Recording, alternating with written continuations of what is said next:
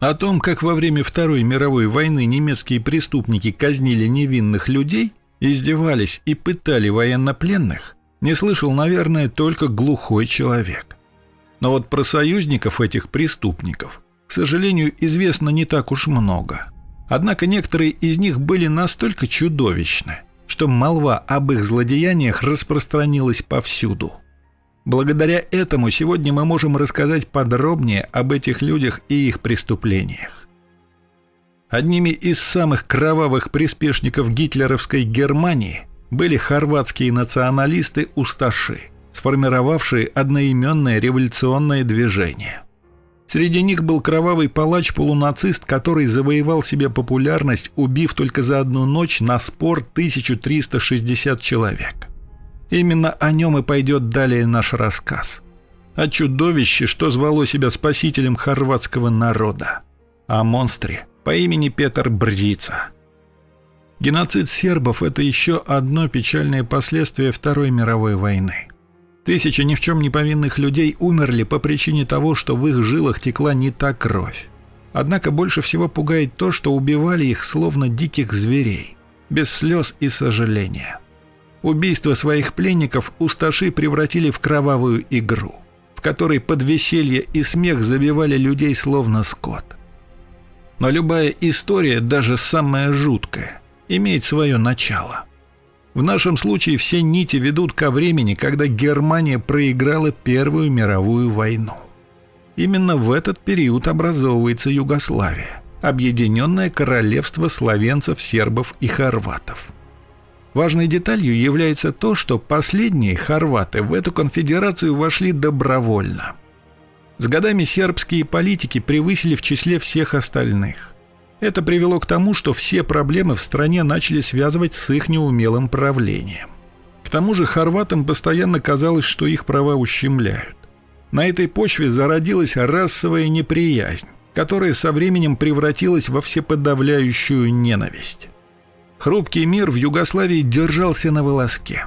Повсеместно появлялись организации, которые твердили о том, что одна нация превосходит в чем-то другую. Были среди них и те, кто готов был пожертвовать общим спокойствием ради собственного блага. В данном случае речь идет о преступной хорватской группировке усташи. Именно в ней состоял будущий палач сербского народа Петар Брзица. Правда, изначально его структура не планировала массовые убийства. Их главной целью была независимость Хорватии, а все остальное их особо не тревожило. Основал данную организацию в 1931 году Анте Павелич. Историки описывают его как деспотического религиозного тирана, никогда не признающего мнения других. Именно этот человек создал группировку монстров, который впоследствии устроит геноцид сербов. Хотя до начала Второй мировой войны усташи не являлись серьезной угрозой для жителей Югославии. Единственный их триумф – это убийство югославского короля Александра в октябре 1934 года. Вторая мировая война в Хорватии началась с того, что в поддержку нацистов выступили некоторые националистические организации. В 1940 году Анте Павелич заключает тайный договор с Гитлером и Муссолини. Согласно ему, усташи всецело помогают нацистам, а те взамен признают существование независимого хорватского государства. Этот союз породил ужасающую политическую систему, построенную на тирании и слепом поклонении лидеру. Согласно ей, люди делились на два типа – арийцы и нелюди. При этом сами усташи считали себя чистокровными арийцами. Вскоре Анте Павелич издает свод законов, которые на конституционном уровне лишают сербов, евреев и цыган всех прав и защит. После этого начинается кровавое гонение и массовые убийства этих народов. Как и все усташи, Брзица был чистокровным хорватом. По крайней мере, так утверждают официальные записи. Родился он в 1917 году, поэтому его по праву можно считать ровесником Югославии. Правда, сам Петар ненавидел эту страну. Сложно сказать, что послужило тому причиной, но, скорее всего, семя раздора появилось в его сердце еще в юношеские годы. Ведь еще во время учебы во францисканском колледже Петр Брзица поддерживал националистические идеи. Он даже вступил в Великий орден крестоносцев, дабы отстаивать права своего народа. Но их пустое разглагольствование, не подкрепленное какими-либо поступками, быстро разочаровало юношу.